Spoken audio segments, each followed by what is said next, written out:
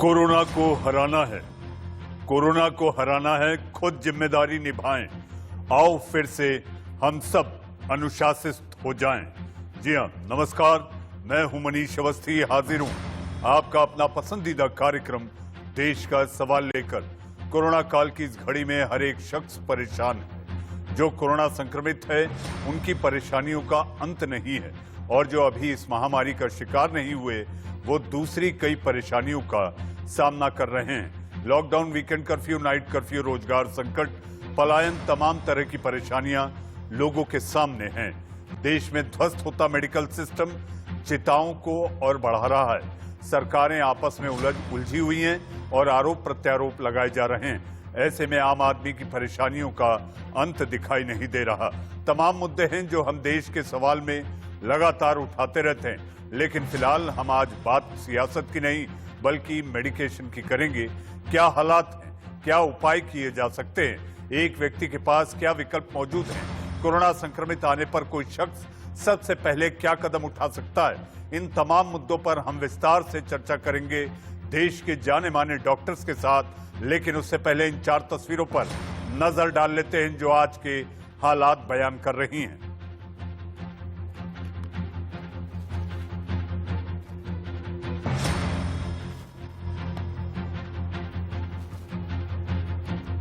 आपके TV screen पर ये 4 तस्वीरें सांसों की जंग यानी कि ऑक्सीजन की कमी, पलायन की मजबूरी अलग अलग राज्यों में।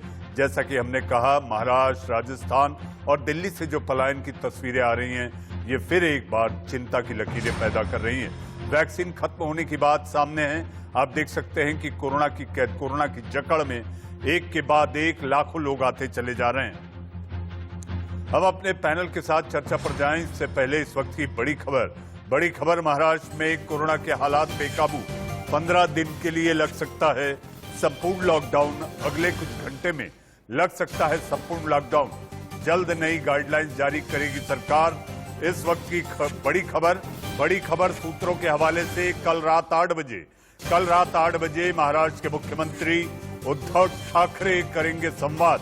उद्धव ठाकरे ये फैसला लेंगे कैबिनेट की बैठक के बाद। तमाम बाहर निकलते मंत्रियों ने कहा है कि सरकार सख्त निर्णय ले सकती है और इसका ऐलान महाराष्ट्र के मुख्यमंत्री उद्धव ठाकरे करेंगे। इस वक्त की बड़ी खबर, महाराष्ट्र को स्पेशल परमिशन दी जाए कि ताकि हम बाहर से वो जो वैक्सीन है वो लेके आए। जैसे एस्ट्राजेनेका है, फाइजर है, मॉडर्ना है, जैसे स्पुतनिक को आपने परमिशन दी है, वैसे अच्छी जो भी वैक्सीन है उनको परमिशन दी जाए और महाराष्ट्र खुद वो लेके आए। आज मंत्रिमंडल में बहुत चर्चा हुई और उस चर्चा में महाराष्ट्र की परिस्थिति को ध्यान में रखते हुए, जिस तरीके से महाराष्ट्र में ऑक्सीजन की कमी है और महाराष्ट्र सरकार ने जो है केंद्र सरकार से ऑक्सीजन की मांगनी की है और उसके हिसाब से वो दे भी रहे, लेकिन वो कहीं ना कहीं पूरी नहीं हो रही है और आने वाले दिनों में महाराष्ट्र में ऑक्सीजन की बहुत कमी हो सकती है।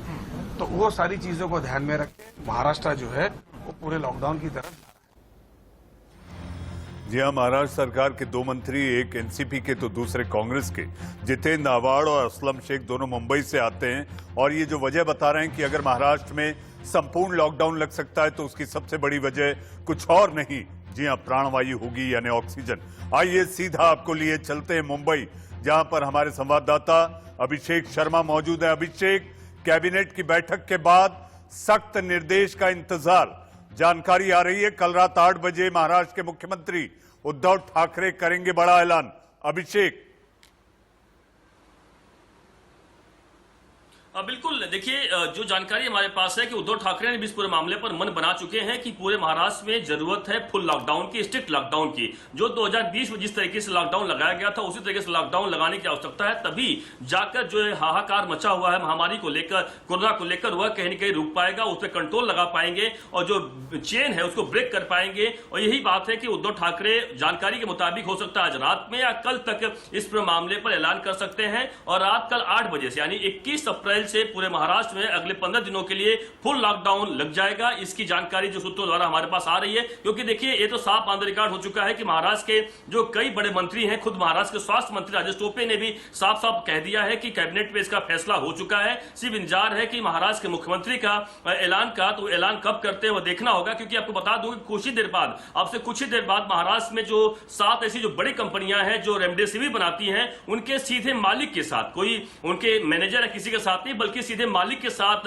उद्धव ठाकरे मीटिंग कर रहे हैं। उसमें स्वास्थ्य मंत्री और कई सारे बड़े मंत्री भी शामिल होंगे। उनसे यह जायजा लिया जा रहा है कि आखिरकार रेमडेसिविर पूरे महाराष्ट्र में सप्लाई कम क्यों हो पा रहा है, क्या वजह है, क्या पेमेंट की दिक्कत आ रही है। महाराष्ट्र सरकार ने देखिए अपनी तिजोरी खोल दी है। उसने साफ साफ कह दिया है कि जहां भी जरूरत है पैसे का, उसके लिए अजीत पवार जो कि महाराष्ट्र के वित्त मंत्री हैं, साफ साफ कह दिए हैं कि हम पैसे देंगे और आसानी से हर चीज मिलना चाहिए, किसी को भी कोई तकलीफ नहीं होनी चाहिए। इसलिए रेमडेसिविर वाले मामले पर एक बड़ा फैसला थोड़ी देर बाद आ सकता है। इतना ही नहीं, बल्कि जो वैक्सीन को लेकर पूरे तरीके से बड़े पैमाने पर एक ड्राइव चलाया जाए ताकि सभी को वैक्सीन मिले। जो जिन लोगों की अनुमति मिली है, सभी लोगों को, चाहे वह भले ही खरीदना पड़े या दूसरे कंट्री से इंपोर्ट करना पड़े, इस बात पर भी अगर जितना पैसा लगेगा महाराष्ट्र गवर्नमेंट लगाएगी। यानी महाराष्ट्र गवर्नमेंट तमाम ऐसे बड़े प्लान के साथ आई है ताकि किसी भी सूरत में जो महामारी महाराष्ट्र में खासतौर से बड़ी तेजी से फैल रही है, लगातार पहले दिन का आंकड़ा लगातार क्रॉस कर रहा है, हाहाकार मचा हुआ है, उस पर कम से कम कंट्रोल लगे। देखिए ऑक्सीजन की जहां तक आपने बात की, ऑक्सीजन को लेकर एक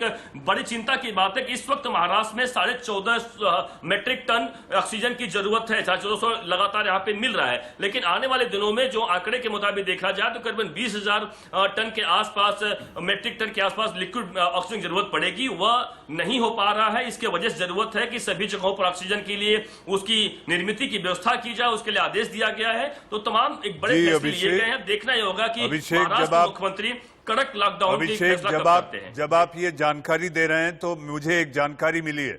जी हाँ, नागपुर के जिलाधिकारी सारे डॉक्टरों को, नागपुर के, जो कि नागपुर महाराष्ट्र का एपिसेंटर माना जा रहा है, वहां पर उन्होंने अभी एक संदेश भेजा है जिसके जरिए वो ये कह रहे हैं कि रेमडेसिविर इंजेक्शन की कमी है और हम ये कोशिश कर रहे हैं कि रात तक ये मुहैया कराई जाए। अभिषेक, आपका इस ताजा जानकारी के लिए बहुत बहुत धन्यवाद। हमारे साथ इस पर चर्चा करने के लिए देश के जाने माने डॉक्टरों का एक पैनल होगा, लेकिन उससे पहले देश के सामने क्या सवाल हैं ये आपको बता देते हैं। कैसे मिलेगी देश में हर शख्स को वैक्सीन, ये बड़ा सवाल है। ऑक्सीजन की कमी का समाधान कैसे होगा? कोरोना पॉजिटिव आए शख्स को सबसे पहले किन बातों पर ध्यान देना चाहिए? हालात गंभीर हो तो मरीज क्या करे? ऑक्सीजन लेवल कम हो रहा है तो उसे क्या करना होगा? बेड उपलब्ध नहीं हो पा रहे तो आखिर क्या करें? इन्हीं सारे सवालों के साथ आइए हम चलते हैं अपने पैनल की ओर। और पैनल में हमारे साथ देश के नामी गिरामी डॉक्टरों का एक पैनल है। पैनल में श्री अरुण पांडे, डॉक्टर अरुण पांडे हमारे साथ हैं। डॉक्टर अरुण पांडे जो कि सफदरजंग अस्पताल में हैं, आपका स्वागत है। Doctor Ajay Kumar chairman and gastroenterologist hepatology, Max अस्पताल हमारे साथ हैं। हमारे साथ डॉक्टर सुधीर तोमर जो कि होम्योपैथ हैं, डॉक्टर सुधीर तोमर हमारे साथ हैं। हमारे साथ डॉक्टर रवि मलिक, जी हाँ, डॉक्टर रवि मलिक लगातार पिछले साल भर से 2020 जब से ये बीमारी बिन बुलाए जब हमारे देश में दस्तक दी थी, उसके बाद से लगातार आप सक्रिय हैं और कोविड पेशेंट्स को लेकर आप एक कोविड अस्पताल भी चला रहे हैं। डॉक्टर रवि मलिक, आपका स्वागत है। पूरा आईएमए सचिव हमारे साथ डॉक्टर अंकिता वैद्य एम्स में आप वायरोलॉजिस्ट हैं और आप इन्फेक्शियस डिजीज की जानकार यानी कि तज्ञ हैं। सबसे पहले डॉक्टर मलिक, मैं आपके पास आना चाहूंगा। डॉक्टर मलिक, महाराष्ट्र सरकार संपूर्ण लॉकडाउन की ओर बढ़ रही है और वजह दी जा रही है ऑक्सीजन की कमी। आखिर इन सारी बातों से कैसे निपटे सरकार? और सरकार की बात तो दूर, अब आम आदमी क्या करे? डॉक्टर मलिक।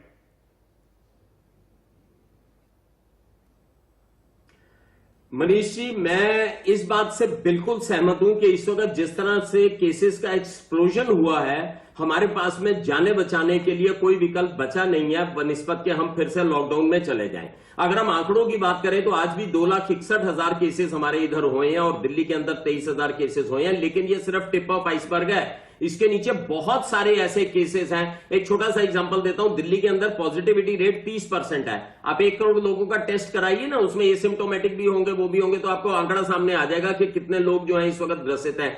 केसेस जो ये दिख रहे हैं ये केवल टिप ऑफ आइसबर्ग है, इनके नीचे बहुत सारे और भी केसेस हैं जो कि चल रहे हैं, क्योंकि केसेस डिपेंड करते हैं हम टेस्ट कितना कर रहे हैं। अब दूसरी चीज ये है, क्योंकि लोगों की जानें जा रही है जो कि लगातार बढ़ती जा रही है, आज हमारे देश में 1761 जानें गई हैं, जो कि बहुत बड़ा एक आंकड़ा है, और आने वाले समय में जानें बढ़ेंगी जरूर, क्योंकि हमारे नंबर ऑफ केसेस भी बढ़ते जा रहे हैं लगातार। आमतौर पर जान जो है वो 10 से 14 दिन के बाद जाती है कोरोना से ग्रस्त होने के बाद में, तो आने वाले टाइम में दुखद बात मैं बता रहा हूं कि ये आंकड़े और ज्यादा बढ़ेंगे। हमारे हेल्थ इंफ्रास्ट्रक्चर के ऊपर डेफिनेटली बहुत ज्यादा प्रेशर है इस वक्त लोगों की जानें बचाने के लिए। खासकर हमारे बच्चे जो 41% है, जो 15 साल से छोटे हैं, वो वल्नरेबल हैं, उनके लिए अभी कोई वैक्सीन अवेलेबल नहीं है, तो उनको बचाने के लिए, बुजुर्ग वालों को बचाने के लिए, और जो वल्नरेबल बीमारी के लोग हैं जैसे डायबिटिक्स है, हाइपरटेंसिव है, उनसे मेरी विनम्र विनती है कि वो घर में ही रहे फिलहाल आने वाले 2 से 3 दिन, जब तक कि पीक आने के बाद में लौट ना जाए। ये लौटेगी, भारत जीतेगा, इसमें कोई दो राय नहीं है। लेकिन इस वक्त जो मौजूदा स्थिति है उसके अंदर जो है लॉकडाउन एक विकल्प है। डेफिनेटली कई जगह पर ऑक्सीजन की शॉर्टेज भी होती है, कई जगह पर वो भी होती है, लेकिन हमारे देश ने बहुत सारी चीजें की हैं। देखिए, वैक्सीन 13 करोड़ हम लगा चुके हैं, इसका मतलब है यूके जैसे देश को 2 बार वैक्सीनेट कर दिया हमने। यूके की पॉपुलेशन के बाद 7 करोड़ है, उसके हिसाब से 13 करोड़ हम वैक्सीन दे चुके हैं। सरकार ने इंडस्ट्रियल ऑक्सीजन को यहां यूज करना शुरू कर दिया है। हमारे जो स्टील के उद्योगपति हैं उन्होंने भी ये कहा है कि हम ऑक्सीजन की सप्लाई वगैरह देंगे। आर्मी भी बीच में आ रही है, युद्ध स्तर पर तैयारियां चल रही हैं, लेकिन मुझे लगता है कि इस वक्त जान बचाने के लिए हमारे पास में ये विकल्प, फिलहाल टेम्परेरी विकल्प तो यही है कि लोगों का, और दूसरा लोगों को अपनी जिम्मेदारी, अपनी सुरक्षा करनी पड़ेगी। उन्हें मास्क को जीवन शैली बनाना पड़ेगा, और अभी भी लोग जो लापरवाही करते हैं, मैं तो कहता हूं उनके ऊपर आपराधिक मामला दर्ज होना चाहिए। मनीष जी, आप और मैं क्यों सफर करें उस व्यक्ति के लिए कि जो कि मास्क नहीं लगा रहा और इस चेन को तोड़ रहा है और कोरोना को फैला रहा है। ऐसे व्यक्ति के खिलाफ जो है सख्त से सख्त कार्रवाई होनी चाहिए। जी डॉक्टर मलिक, इन तमाम बातों का एक बारीक से जानकारियां देने का आपका बहुत बहुत धन्यवाद है, लेकिन आपके पास मैं दोबारा दूसरे सवालों के साथ आऊंगा। हमारे साथ डॉक्टर अरुण पांडे हैं। डॉक्टर पांडे, आप डॉक्टर मलिक को सुन रहे थे, इस समय जो देश में हालात हैं, health care system, health care delivery system चरमरा चुका है, स्ट्रेस में है, ये सिस्टम तनाव में है। आम आदमी आखिर करे तो क्या करे डॉक्टर पांडे?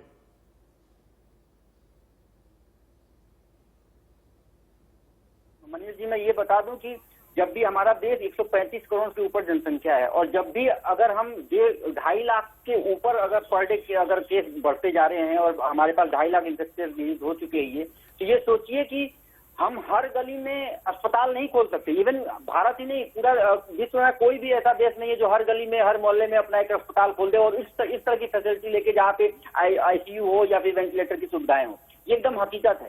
तो उसका उपाय क्या कर सकते हैं? उपाय यही कर सकते हैं कि सेल्फ लॉकडाउन करें। अगर देखिए, महाराष्ट्र में लॉकडाउन लगने की स्थिति है, आपके चैनल के माध्यम से पता चल रहा है। मैं ये कहना चाहता हूँ, आपके चैनल के माध्यम से अपील करना चाहता हूँ कि हम खुद सेल्फ इम्पोज लॉकडाउन करें, एकदम बाहर ना जाए, क्योंकि जितने भी ये अगर मास्क लगा रहे हैं, मास्क हमारे पास सबसे जो इस समय कारगर हथियार है वो है मास्क।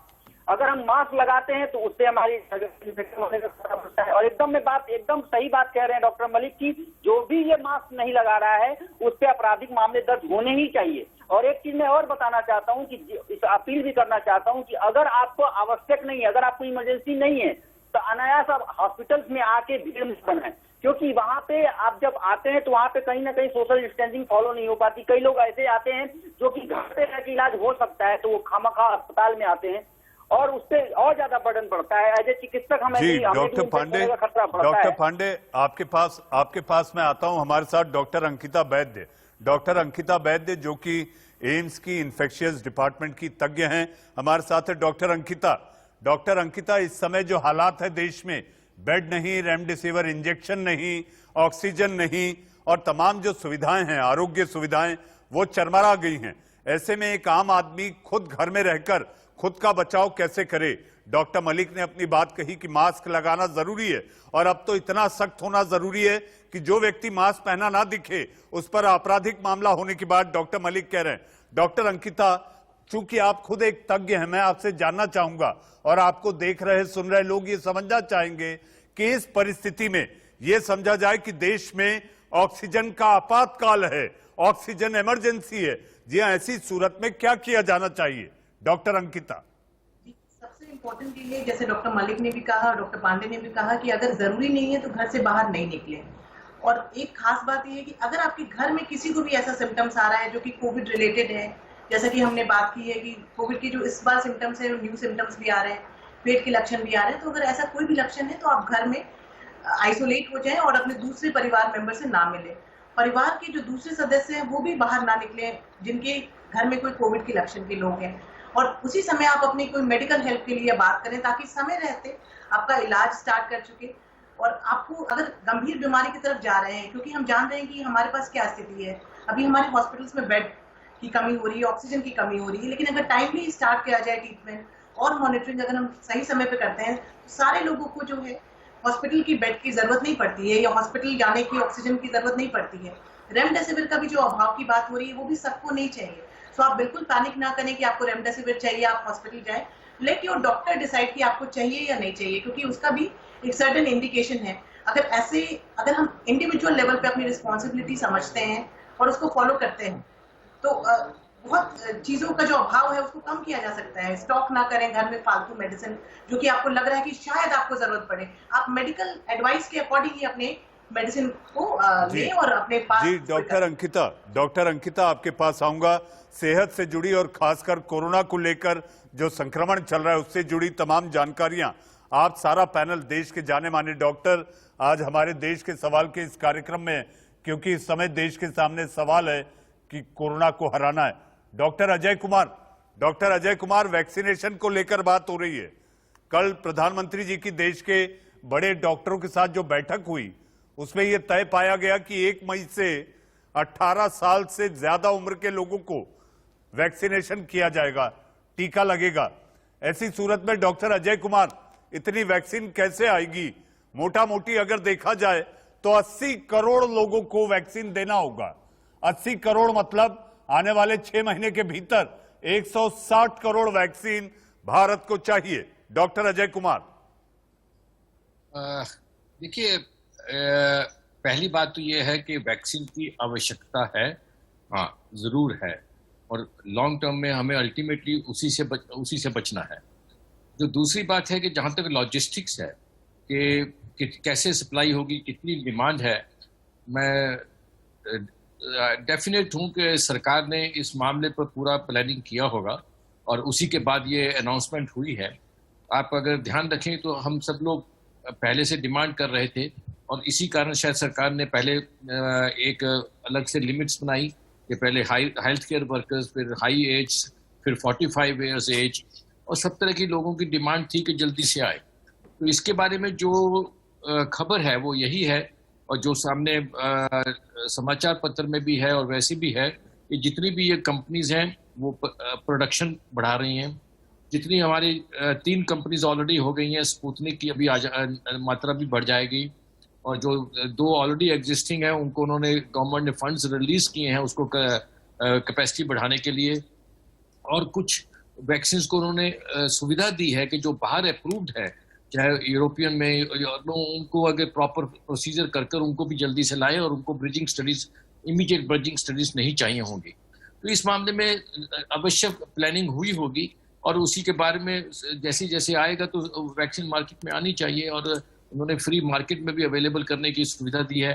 तो ये सारी बातें मतलब कि जो सवाल है सरकार को ऑफकोर्स जवाब देना है, मैं उसका जवाब नहीं देना है, पर मेरा ख्याल है कि इसके बारे में पूरी प्लानिंग की गई होगी। जहां तक आवश्यकता, तो मैंने बताया ही है कि आवश्यकता बहुत जरूरी है कि जितने से ज्यादा लोगों को हम जल्दी से जल्दी वैक्सीनेट कर सकें। और देखिए, जो अभी जो दिक्कत है इस टाइम पर एक बहुत ह्यूमैनिटेरियन क्राइसिस है, और ये क्राइसिस है जो आपने बातें कही कि मैं आपको रेमडेसिविर की बात नहीं करूंगा, मैं सिर्फ एक ही बात कहूंगा कि ऑक्सीजन की कमी है, और उसके बारे में सरकार उसको ले। रेमडेसिविर के बारे में बहुत लोगों को एक गलत फहमी हो गई है कि जैसे हर चीज़ के लिए इलाज एक ही है, वो इलाज दवाई भी बहुत ज़्यादा प्रभावी नहीं है ऐसी, उसके लिए हमें बहुत ज़्यादा शोर नहीं डालना है। पर मेन ज़रूरी है कि हम अपना प्रिवेंशन रखें, जैसे कि बताया, मास्क रखें, डिस्टेंस बनाकर रखें, और इसके लिए हॉस्पिटल में तभी जाने की बात करें जब आवश्यक है, उसके लिए बहुत गाइडलाइंस अवेलेबल हैं। और इसी तरह से सरकार को हॉस्पिटल्स में, क्लिनिक्स में ऑक्सीजन की जो सप्लाई है उसको आगे तेज करना पड़ेगा। जी। ये सब चीजें हैं जो इमीडिएट क्राइसिस को जी, help doctor Ajay Kumar panel पर हमारे साथ डॉक्टर सुधीर तोमर भी हैं जो कि होम्योपैथ हैं। मैं डॉक्टर तोमर आपके पास आऊंगा। अब मजबूरी है मुझे एक ब्रेक की। ब्रेक के बाद आकर हम चर्चा करेंगे कि आखिर सांसों की चोरी, जी आप हैरान होंगे कि मैं ऐसा क्यों कह रहा हूं, सांसों की चोरी भी होने लगी। आपने कालाबाजारी, होर्डिंग की आपने सुनी होगी, लेकिन हम आपको बताएंगे सांसों की चोरी के बीच ऑक्सीजन को लेकर हालात की निगरानी हो। इस वक्त की बड़ी खबर, जो पहले टेस्ट कराए उसे पहले रिपोर्ट मिले, टेस्ट को लेकर भेदभाव नहीं होना चाहिए। डॉक्टरों, स्वास्थ्य कर्मियों का संक्रमित होना चिंताजनक। इस वक्त की बड़ी खबर, दिल्ली हाई कोर्ट ने कहा, ये सारी चिंताओं को बताते हुए हाई कोर्ट ने कहा वैक्सीन की बर्बादी चिंताजनक, ये वक्त हालात के मुताबिक कदम उठाने का।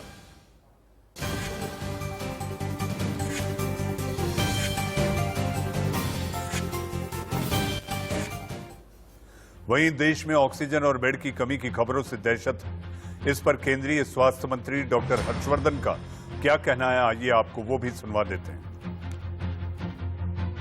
देश के अंदर हम, चाहे वो ऑक्सीजन सपोर्टेड बेड्स की जरूरत हो, चाहे वो वेंटिलेटर्स की जरूरत हो, चाहे वो आईसीयूज की जरूरत हो, चाहे वो आइसोलेशन बेड्स की जरूरत हो, चाहे वो 12,000 से ऊपर क्वारंटाइन सेंटर्स में व्यवस्था करने की जरूरत हो, ये सब कुछ हमें सारे देश के अंदर हमने किया और उसके कारण हम सबने मिलकर कोविड के ऊपर एक बड़ी सफलता अपनी लड़ाई के अंदर प्राप्त की।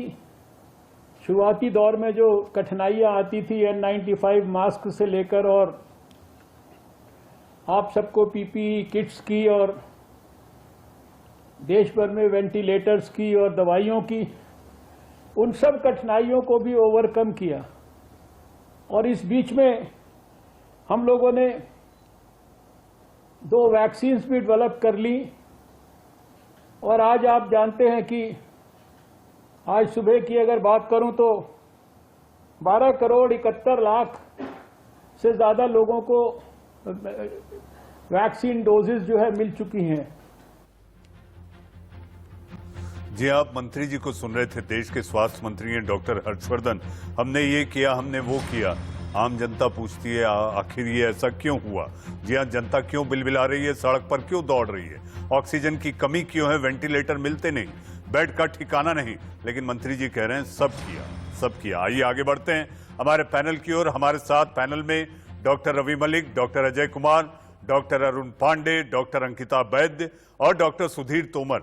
डॉक्टर तोमर, मैं आपके पास आऊंगा क्योंकि ब्रेक के पहले मैं आपके पास नहीं आ सका था। डॉक्टर तोमर, हम जानना चाहेंगे कि होम्योपैथ में कोरोना से लड़ने के लिए क्या इलाज हैं और क्या क्या किया जा सकता है? देखिए, मैं आपको बताता हूं। अब सबसे पहले ये देखिएगा, वैक्सीनेशन की बात चल रही है। वैक्सीनेशन का रिजल्ट आपको 1.5 महीने बाद मिलेगा। 1.5 महीने तक आप क्या करेंगे, ये आप हमें बताइएगा। हेलो जी जी। 1.5 महीने तक आप क्या करेंगे? इसी के साथ में आप देखिएगा, गवर्नमेंट ऑफ इंडिया ने होम्योपैथिक के मेडिकल कॉलेज खोले हुए हैं, रिसर्च सेंटर खोला हुआ है, बहुत सारी चीज खोले हुए हैं। किताबों में पढ़ाया जाता है, 5 साल की डिग्री दी जाती है, एमबीबीएस के बराबर उसको रखा जाता है। मेडिकल ऑफिसर से बहुत सारी चीजें हैं जो चल रहा है। या तो सरकार इन मेडिकल कॉलेजों को बंद करे, होम्योपैथिक चिकित्सा पद्धति को बंद करे, या फिर इलाज करे और इसका रिजल्ट देखे। ये एक साइंटिफिक पद्धति है, इसके रिजल्ट दे। अभी क्या हो सकता है, लोग मर रहे हैं, बीमार है, अभी बेहतर क्या हो सकता है, इसको देखे। क्योंकि वायरल के ट्रीटमेंट के लिए, इम्यूनिटी पावर बढ़ाने के लिए होम्योपैथिक चिकित्सा पद्धति अकेली पद्धति है जिसका सिद्धांत ही इम्यूनिटी पावर बढ़ाने का है और ये वायरस जनित बीमारियों का इलाज करती है। जी, अब आगे और पूछिए, क्या पूछना चाहते हैं? जी, डॉक्टर तोमर, मैं आपके पास आऊंगा। मैं वापस लौटता हूं अपने पैनल के दूसरे मेहमानों की तरफ। डॉक्टर रवि मलिक, जैसा कि ब्रेक पर जाने से पहले मैंने जिक्र किया था कि सांसों की चोरी, आप भी हैरान होंगे मैं ये क्या कह रहा हूं, सांसों की चोरी। जी हां, ऑक्सीजन सिलेंडर में ये जानकारियां आ रही हैं। आपने जमाखोरी, कालाबाजारी, ये सब तो सुनी डॉक्टर मलिक। अब जो जानकारी आ रही है कि ऑक्सीजन सिलेंडर में जितना ऑक्सीजन होना चाहिए उतना नहीं, अब तो कम ऑक्सीजन सिलेंडर के साथ ऑक्सीजन सिलेंडर बेचे जा रहे हैं। देखिए, जब भी किसी चीज का अभाव होता है उसकी ब्लैक मार्केटिंग भी शुरू होती है, होर्डिंग भी शुरू होती है, उसकी चोरी भी शुरू होती है। लेकिन बाकी चीजों में तो फिर भी टॉलरेबल नहीं है, पर ठीक है। लेकिन ऑक्सीजन की, अगर ऑक्सीजन की चोरी हो रही है, ऑक्सीजन में मिलावट हो रही है, ऑक्सीजन के लिए स्टोरेज उसकी की जा रही है, या ऑक्सीजन का काला धंधा किया जा रहा है, तो ये इंसानी जान का व्यापार है। ऐसे लोगों के खिलाफ आपराधिक मामला दर्ज होना चाहिए। ये बड़ी इंपॉर्टेंट चीज है। पहली चीज तो यह। दूसरी चीज, देखिए, हमें सरकारों को अब इस वक्त डिजिटल इंटेलिजेंस का इस्तेमाल करना चाहिए। किस फैक्ट्री से कौन सी दवाई चली, किस डिस्ट्रीब्यूटर के पास गई और किस पेशेंट ने यूज किया। मजाल नहीं है कि इससे जो है वो बीच में लोग चोरी करें या बीच के अंदर ब्लैक मार्केटिंग करें या उसके अंदर मुनाफे कमाना शुरू करें। एक चीज मैं आपको और बताना चाहूंगा मनीष जी, हमारे एपिडेमियोलॉजिस्ट जो हैं, हमारे जो PSM preventive and social medicine है, मैं उनसे भी हाथ जोड़ के विनती करूंगा कि वो भी इस बीमारी के ऊपर पूरी नजर बनाए हुए हैं, लेकिन और केयरफुली बना के रखें, क्योंकि बड़ी अनप्रिडिक्टेबल बीमारी है। अगर इसकी सेकेंड वेव की हमें बहुत अच्छी भनक लग जाती तो फिर शायद तैयारियां बहुत अच्छे से होती। तो ये भी एक बड़ी इंपॉर्टेंट चीज है कि आगे भी इस पे वो नजर बना के रखें। हमारे जितने भी डॉक्टर्स हैं, साइंटिस्ट हैं, जो कि एपिडेमियोलॉजिस्ट हैं, जो कि इतनी रिसर्चेस करते हैं, और इसकी पीक कब आने वाली है, इसकी पीक कब खत्म होगी, उसके हिसाब से हम तैयारी करें। जी डॉक्टर साहब, डॉक्टर मलिक आपके पास आते हैं। डॉक्टर अंकिता वैद्य जी, आप कोई अपनी बात कह रहे थे। डॉक्टर मलिक, बात पूरी करें आप।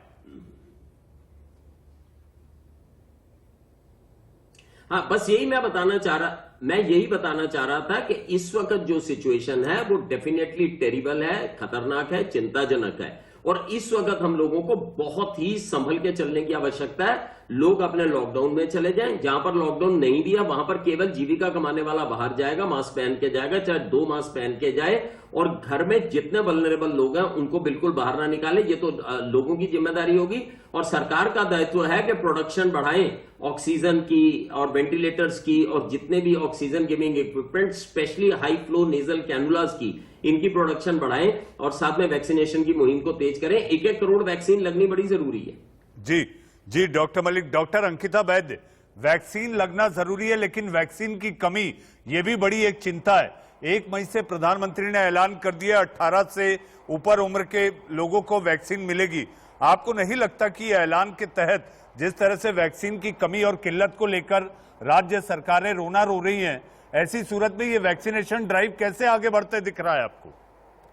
कि कुछ तो प्री प्लानिंग रही होगी प्रधानमंत्री मोदी साहब की, बट अगर हम देखें तो स्पुतनिक 5 की वैक्सीन, जो रशियन वैक्सीन है, उसको इंडिया में लॉन्च करने की मंजूरी मिल चुकी है और एक्सपेक्टेड है कि मई फर्स्ट वीक में आएगा। अब उसकी इंपोर्ट पे कितने नंबर्स में हम इंपोर्ट करते हैं और उसको कैसे यूज करते हैं, ये भी एक खास विषय होगा अगर हम वैक्सीनेशन की बात करते हैं।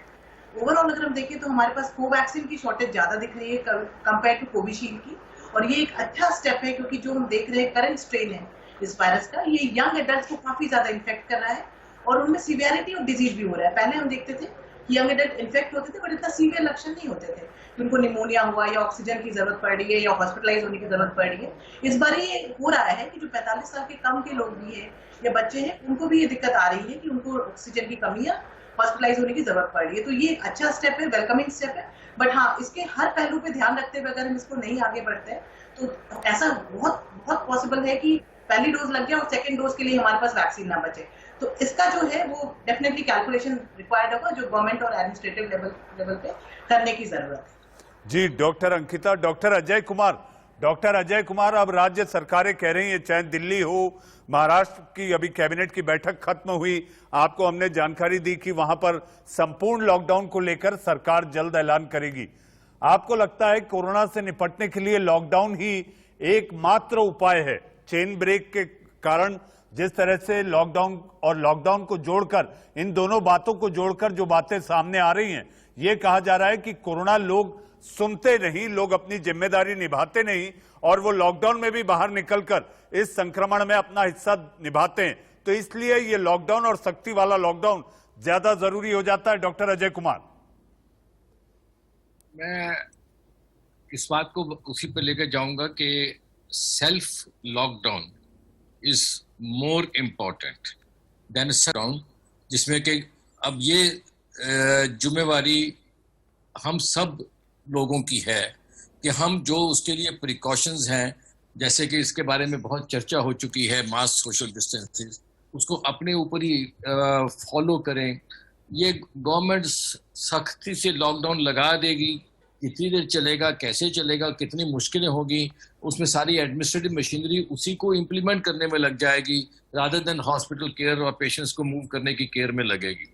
सो मैं इसके बारे में एक time to time different version हो सकता है, पर मैं एक लाइन मैं कहना चाहूँगा कि ये समय ब्लेम गेम का नहीं है। ये कुछ ऐसी बीमारी, महामारी जो आई है, ये हर चीज़ कोई किसी ने प्रेडिक्ट नहीं की। जितने भी सारा कुछ है, ये कोई प्रेडिक्टेबल नहीं था, और ना ही कोई एक्सपर्ट्स ये कह सकते हैं कि इतना जल्दी से शायद दिल्ली में ये सारा आ जाएगा, किसी को लगेगा।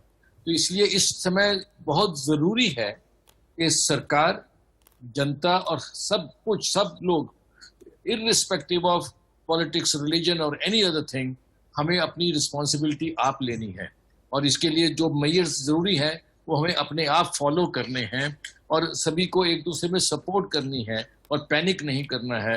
आई think that is what is most important इस स्टेज पर। जी doctor Ajay Kumar. Doctor Arun Pande, panic करने की जरूरत नहीं है, इस समय खुद को संयम खुद का पालन करें, अनुशासित रहें और संयमित रहकर कोरोना को हराने में एक साथ खड़े होकर कोरोना को देश से भगाने का प्रण लें।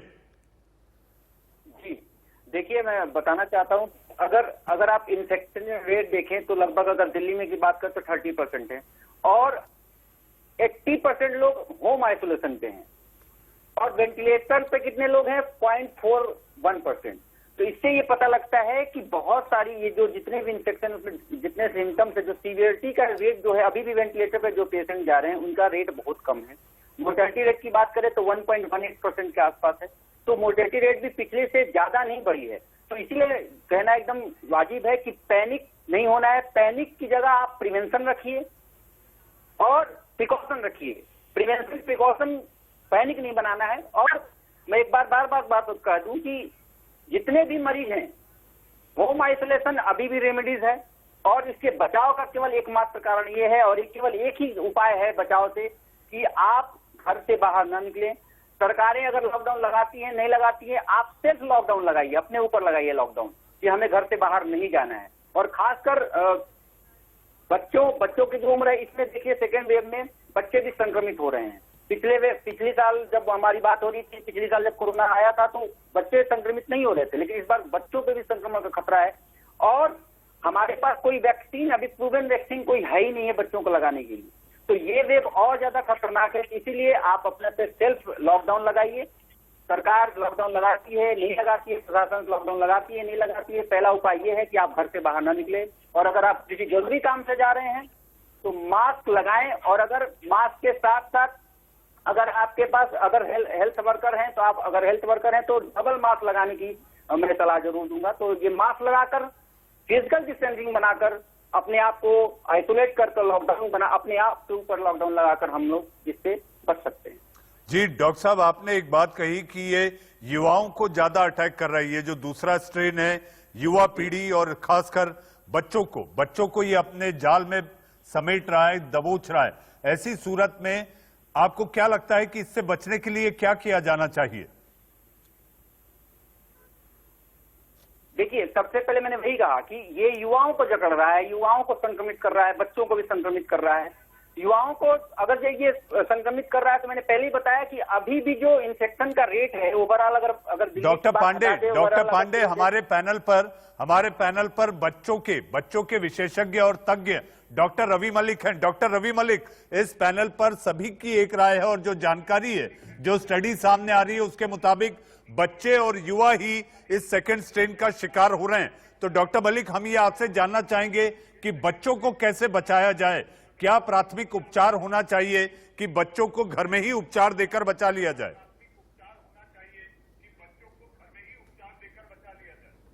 देखिए, डेफिनेटली ये वेव जो आई है इसके अंदर बच्चों का थोड़ा सा ज्यादा, अगर हम बात करें तो अभी तक 80,000 बच्चों के करीब जो है इफेक्ट हुए हैं। पिछले वेव में बहुत ज्यादा बच्चे अफेक्ट नहीं हुए थे। इनफैक्ट जो पिछली वेव वर्ल्ड ओवर हुई थी तो 18 साल से छोटे लोगों के अगर हम आंकड़ों की बात करें तो वो पूरे कोविड शेयर में से उन्होंने केवल 2% का शेयर लिया था, जो कि बहुत कम है। तो पिछली वेव में जो क्लासिकल कोरोना था उसके लिए बच्चे बहुत कम इफेक्ट हुए थे और जो भी हुए थे वो एसिम्प्टोमेटिक रहे थे। लेकिन इस वेव में थोड़े से ज्यादा बच्चे ज्यादा इफेक्ट हो रहे हैं। बाकी डाटा वगैरह आएगा। बच्चों के लिए मैं 2-3 चीजें बताना चाहूंगा। नंबर 1 तो ये है कि बच्चों को पूरा अध्याय पढ़ाएं कोविड का। बच्चे जो हैं वो साइकोलॉजिकली भी बड़ा इनसिक्योर फील कर रहे हैं। उन्हें लगता है कि कहीं हमारे माता पिता ना गुजर जाएं, वो बेचारे बहुत परेशान है इस वक्त। तो वो भी बड़ी इंपॉर्टेंट चीज है कि उनको हम पूरी चीज बताएं।